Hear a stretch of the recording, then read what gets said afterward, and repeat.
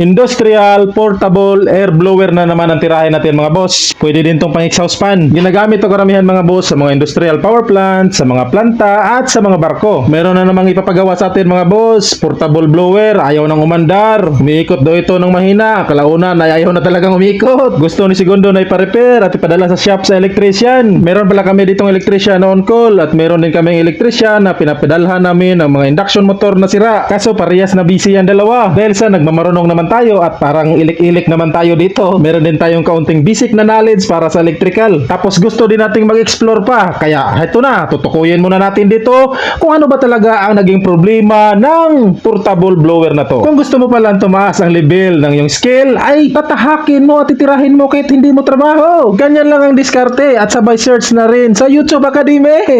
Ako pala si Boss Jerome, magbibigay sa inyo ng kaunting tips na pang electrical. Ito, guba na ang kanyang starting capacitor. Budlot na mga boss, sudlot na. Ayaw biyag luya-luya ha? Bunal ra! Ngayon ay papanitan natin tong ating wire para makakuha tayo ng resistance dito sa kanyang mga windings. Dito natin malalaman mga boss kung shorted na ba siya or grounded na ba siya. Kung yung running capacitor lang ang sira mga boss, is madali naman yung mapapalitan at meron naman tayong mabibili dyan. Pero para makasigurado tayong wala talagang sunog ang ating motor, is ito na, titest natin siya gamit ang ating multimeter. Set lang natin ating multimeter dito sa ohms o resistance. Tatlo lang ang wire na ating kukunan dito ng resistance mga boss, since single phase naman ang ating motor. Kung nakikita niyan, merong reading ang ating isang connection, 20.8 ohms. So ang taas ng kanyang resistance mga boss, no? Dito ko pala tinest sa kanyang power source na linya mga boss, no, ang isa. Tapos kung makita nyo, yung kabilang linya naman mga boss ay zero reading naman siya. So magtataka ka na talaga nito mga boss, no? Kasi ang laki ng resistance ng isa, tapos ang isa ay zero reading. Ngayon ay set ko naman sa continuity para marinig nyo mga boss ang kanyang bass.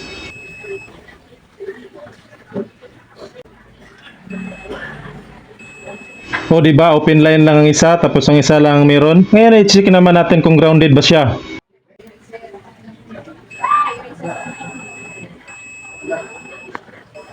Positive nga grounded siya mga boss kasi tumunog yung isang linya niya. Sa pag-check naman ng grounded mga boss, no, ay yung mga linya sa ating coil, ikunan lang natin ang resistance or continuity test dito sa kanyang body sa ating motor. Kung merong reading at merong tunog, ibig sabihin grounded. Sa mga master electrician naman dyan at sa mga katulad kong pailik-ilik, sa tingin nyo, tama kaya itong ginawa kong pag-test? Ngayon para ma-prove ko sa inyo, ibubuksan talaga natin itong motor dahil curious naman tayo dito.